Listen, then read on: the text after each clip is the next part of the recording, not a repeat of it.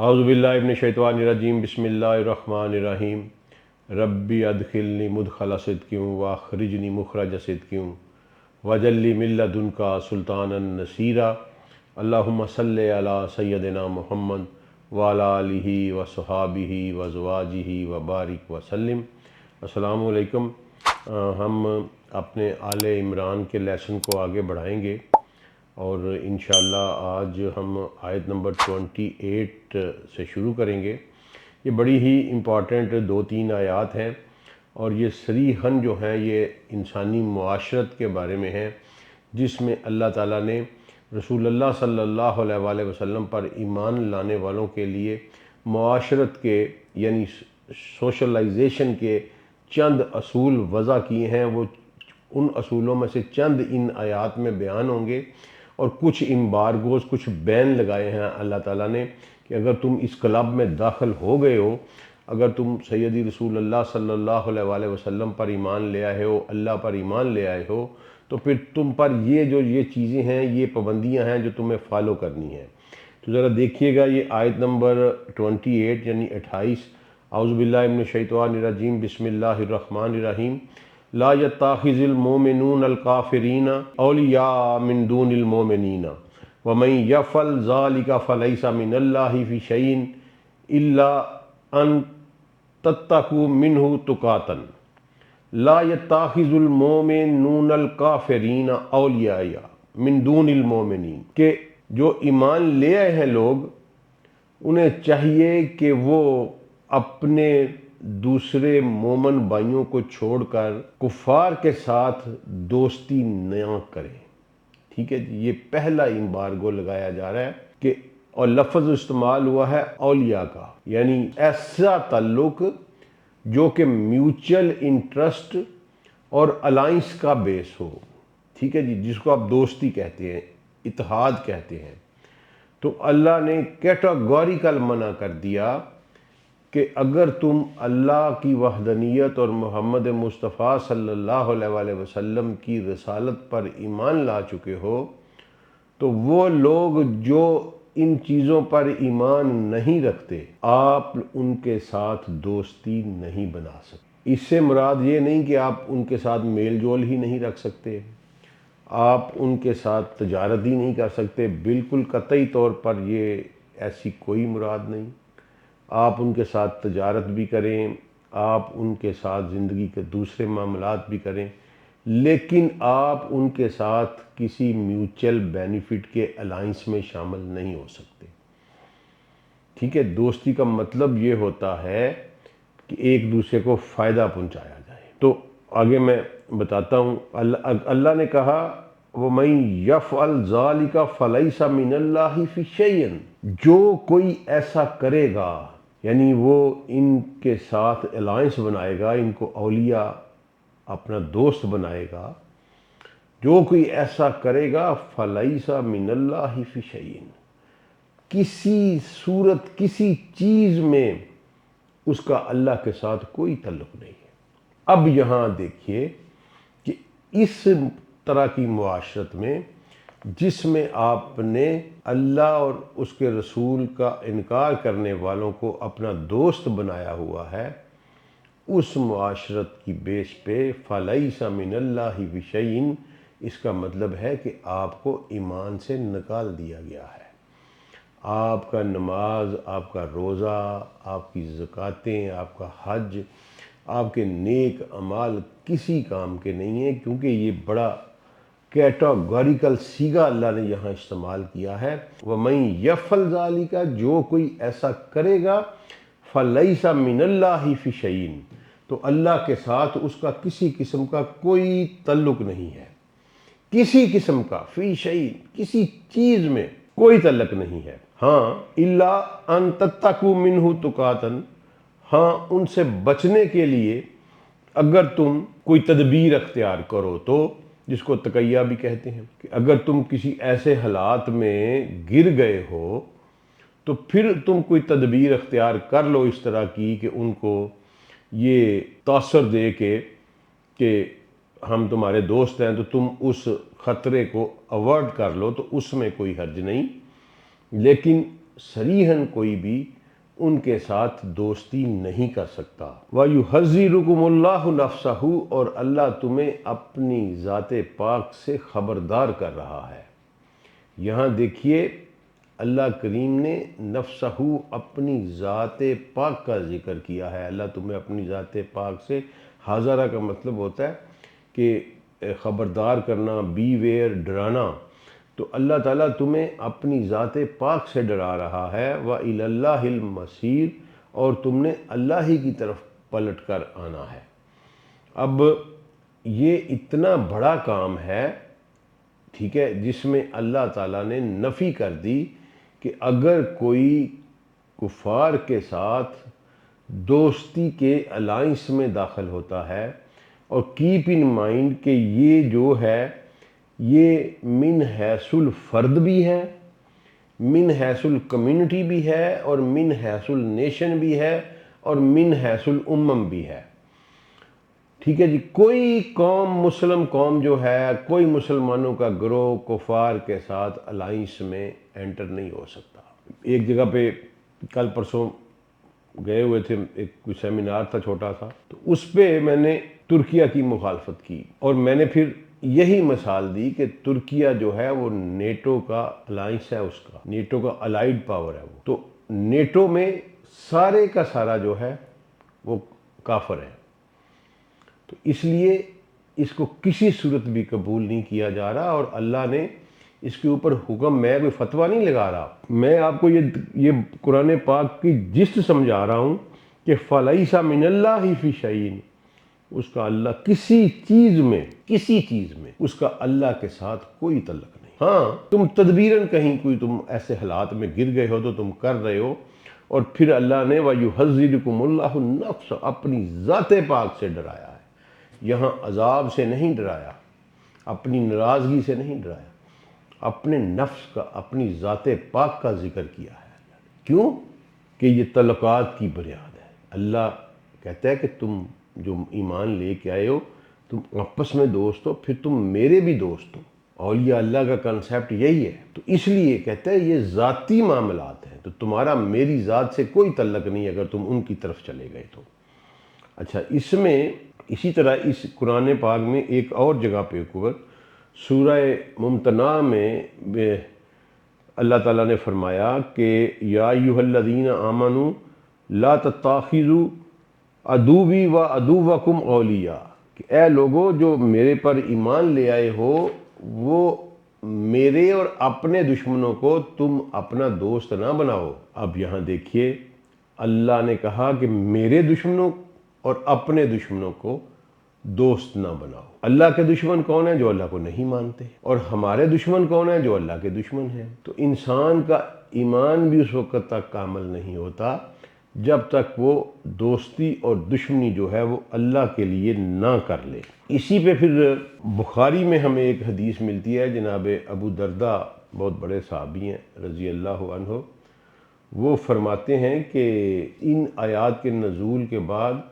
بعض گروہوں سے، بعض قوموں سے ہم اگرچہ خندہ پیشانی سے ملتے تھے، لیکن ہمارے دل ان پر لعنت کرتے ہوتے تھے۔ اور جناب ابن عباس کا بھی یہی قول ہے کہ آپ زبان کے ساتھ ان سے اچھا رہیں، ٹھیک ہے، کہیں ملے ہیں، آپ کی لیک سلیک ہے، آپ ان کے ساتھ لیک سلیک کریں، ٹھیک ہے، کوئی بیع، کوئی تجارت کرنی ہے وہ بھی کر لیں، لیکن دوستی نہیں ہو سکتی، دل میں کسی کافر کی کوئی جگہ نہیں ہو سکتی۔ اچھا، اس سے اب اگلی آیت ہے جی کہ کل ان تخفوا ما فی صدورکم او تبدوہ یعلم اللہ ویعلم ما فی السماوات وما فی الارض واللہ علی کل شیء قدیر۔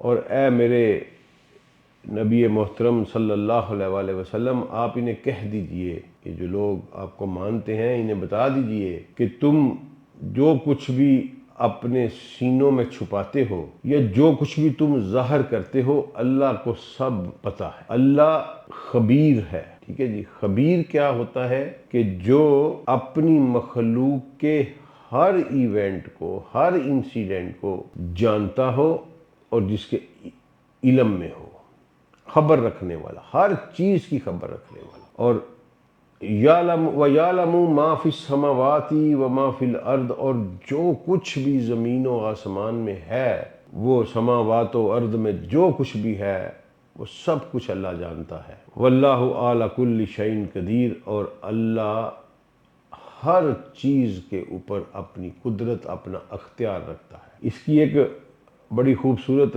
واقعہ حدیث مجھے یاد آ گئی کہ ایک صحابی تھے، تو ان کے بیٹے نے ان کے ساتھ بدتمیزی کی۔ انہوں نے کوئی مال لے لیا، پیسے لے لیے اپنے بیٹے کے پیسوں میں سے، تو بیٹے نے آگے سے بدتمیزی کی، تو وہ آئے سیدی رسول اللہ صلی اللہ علیہ وآلہ وسلم کو شکایت لگانے کے لیے۔ تو رستے میں وہ انہوں نے بولا کچھ نہیں، زبان سے کچھ نہیں بولے، گنگنائے بھی نہیں، صرف اپنے مائنڈ میں کچھ چیزیں، کچھ شعروں کی صورت میں کچھ شعر سوچتے چلے آ رہے تھے کہ تم چھوٹے سے تھے، میں نے تمہیں یہ کیا، جیسے باپ جیسے بچے کو پالتا ہے، اس کو شعروں کی صورت دیتے اپنے ذہن میں چلے آ رہے تھے۔ جب بارگاہ رسالت صلی اللہ علیہ وآلہ وسلم میں پہنچے تو عرض کی کہ یا رسول اللہ، میرے بیٹے نے مجھ سے بڑی زیادتی کی ہے۔ تو سید رسول اللہ صلی اللہ علیہ وسلم نے فرمایا کہ سب سے پہلے وہ جو شعر تم سوچتے آ رہے تھے نا، وہ مجھے سناؤ۔ اب وہ بڑے حیران ہوئے، انہوں نے کہا یا رسول اللہ، یہ بات تو میرے اپنے کانوں نے نہیں سنی، کیونکہ یہ میری زبان سے ادا ہی نہیں ہوئی، آپ کو کیسے پتہ چل گیا؟ تو سیدی رسول اللہ صلی اللہ علیہ وآلہ وسلم نے فرمایا کہ مجھے اس نے بتایا جو علیم و خبیر ہے، مجھے میرے رب نے اس کی خبر دی ہے۔ تو انہوں نے پھر کہا کہ یا رسول اللہ صلی اللہ علیہ وآلہ وسلم، میں ایک بار پھر گواہی دیتا ہوں کہ آپ یقیناً اللہ کے سچے رسول ہیں، کیونکہ یہ لفظ تو صرف میرے ذہن میں تھے، آپ کے اللہ نے وہ بھی جان لیے جو کہ میری زبان سے ابھی ادا بھی نہیں ہوئے تھے۔ تو یہی اللہ تعالیٰ کہہ رہے ہیں کہ میں ایک ایک چیز کو جانتا ہوں۔ اچھا جی، اگلی آیت ہے یوم تجد کل نفس ما عملت من خیر محضرا وما عملت من سوء تود لو ان بینہا وبینہ امدا بعیدا ویحذرکم اللہ نفسہ واللہ رؤوف بالعباد۔ اور اس دن جب ہر کوئی اپنے نیکیوں کو موجود پائے گا، حاصل کر لے گا، اور اپنی برائیوں کو بھی موجود پائے گا، اور پھر کہے گا کہ کاش میرا اور ان برائیوں کے درمیان بہت فاصلہ ہوتا، کاش میں ان کے قریب بھی نہ گیا ہوتا۔ اور پھر اللہ نے کہا، پھر وہی بات یہاں کی کہ اللہ تمہیں اپنے نفس، اپنی ذات پاک سے خبردار کرتا ہے، ڈراتا ہے۔ لیکن ایک بات اللہ نے کہا یاد رکھنا، واللہ رؤوف بالعباد، میں اپنے بندوں کے ساتھ ضرورت سے زیادہ مہربان ہوں۔ رؤوف اس کو کہتے ہیں جو ضرورت سے زیادہ مہربان ہو، جو مہربانیوں کی ہر حد کو پھلانگ جائے۔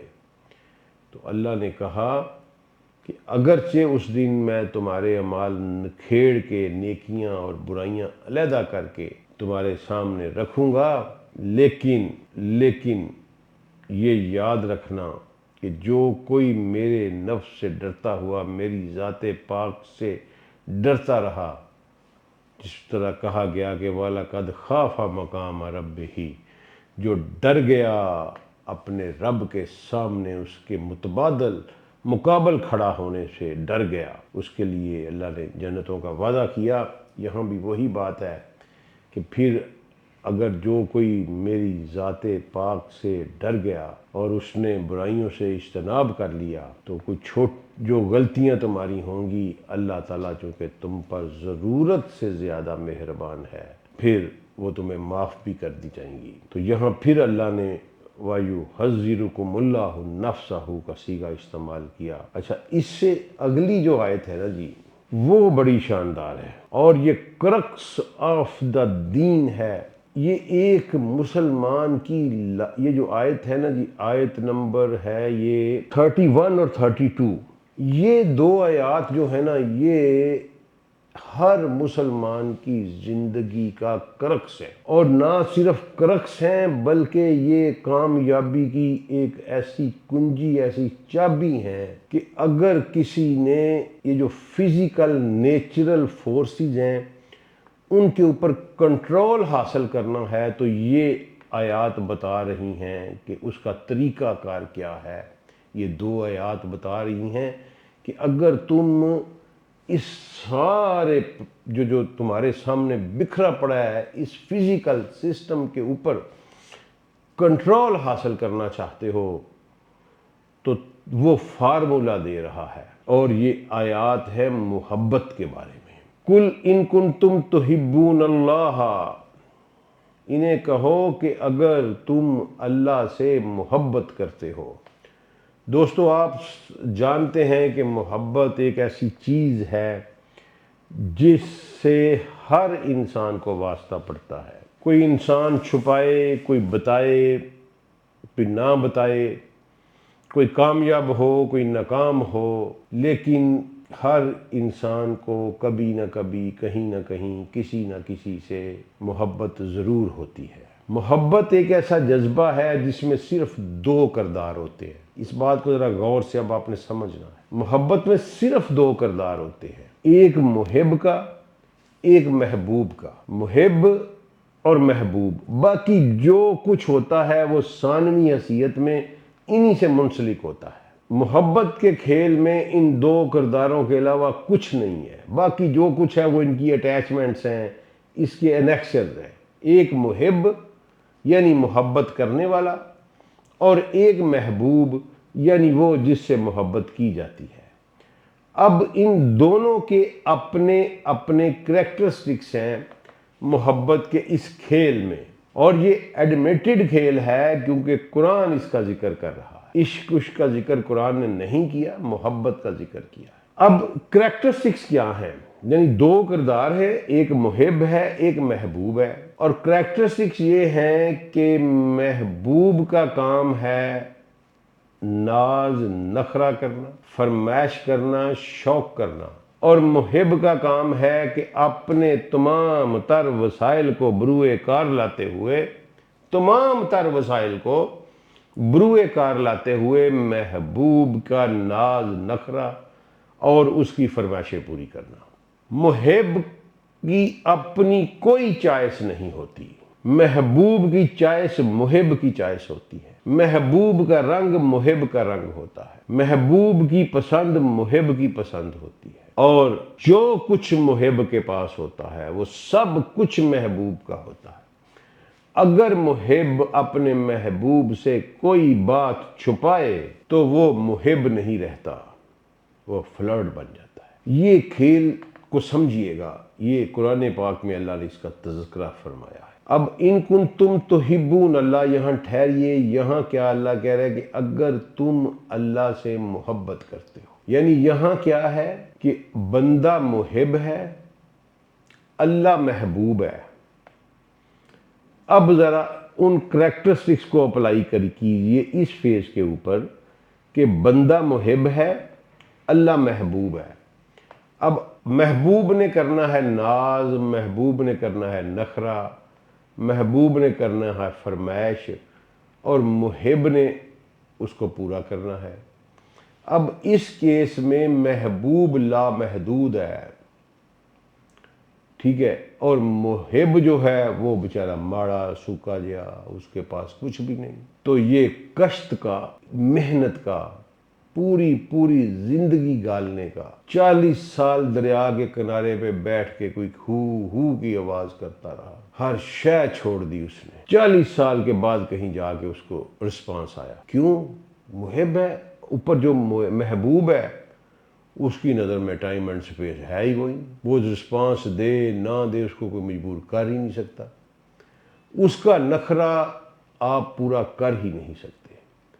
تو پھر کیا ہے؟ اللہ نے کہا فَاتَّبِعُونِی، تو پھر یہ تیری اتباع کریں، اے میرے رسول، اگر یہ تیری اتباع کا لفظ ہے، اگر یہ آپ کی اتباع کرے تو کیا ہوگا؟ یحببکم اللہ، اللہ نے الٹ دیا کہ پھر اللہ ان سے محبت کرے گا۔ جب اللہ محبت کرے گا تو اللہ محب بن جائے گا، انسان محبوب بن جائے گا۔ اب ناز اور نخرہ انسان نے کرنا ہے، بندے نے کرنا ہے، اور اوپر بیٹھنے والا جو محب ہے وہ لامحدود وسائل، لامحدود طاقت، لامحدود خزانوں کا مالک ہے۔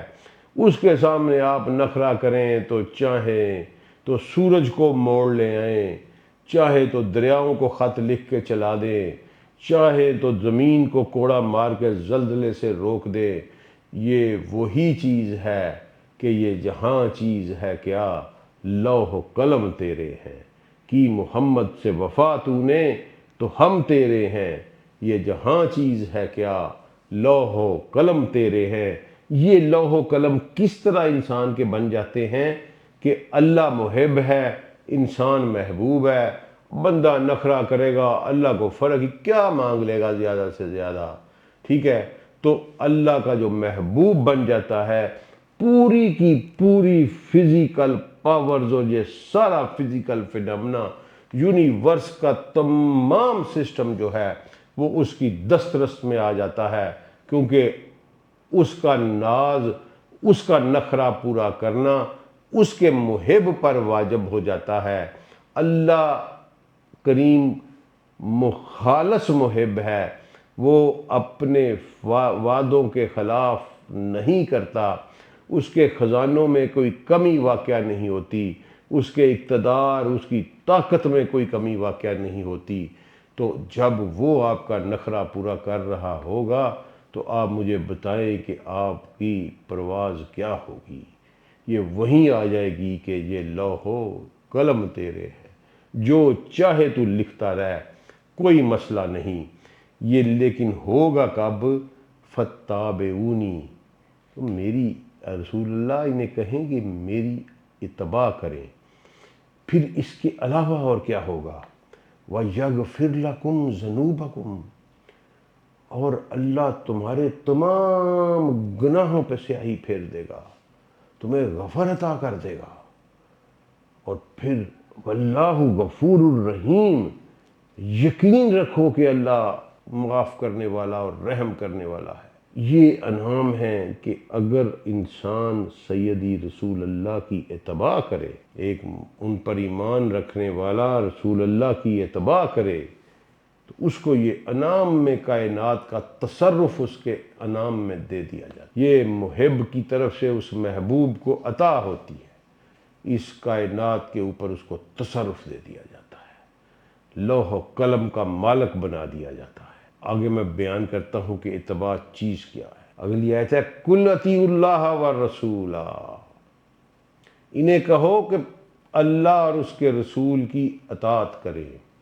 یہ اس سے چھوٹا کم تر درجہ ہے کہ اگر تم اتباع نہیں کر سکتے تو اطاعت تم پر لازم ہے۔ فَإِن تَوَلَّوْا فَإِنَّ اللَّهَ لَا يُحِبُّ الْكَافِرُونَ، لیکن اگر تم نے منہ موڑ لیا تو اللہ انکار کرنے والوں سے محبت نہیں کرتا۔ اب اتباع اور اطاعت میں فرق بتا کے میں اس گفتگو کو ختم کرتا ہوں کہ اتباع ہے قدم بقدم چلنا انہی نقوش کے اوپر، اور اطاعت ہے حکم کو ماننا۔ مثال دیے دیتا ہوں، جناب سیدنا عمر ابن الخطاب ایک دن مسجد کے لیے اپنے گھر سے نکلے تو آپ کا تہمت جو ہے وہ زمین کو ٹچ کر رہا تھا، تو کسی نے آپ کی توجہ مبذول کروائی کہ امیر المومنین رسول اللہ صلی اللہ علیہ وآلہ وسلم اس کو پسند نہیں فرماتے تھے۔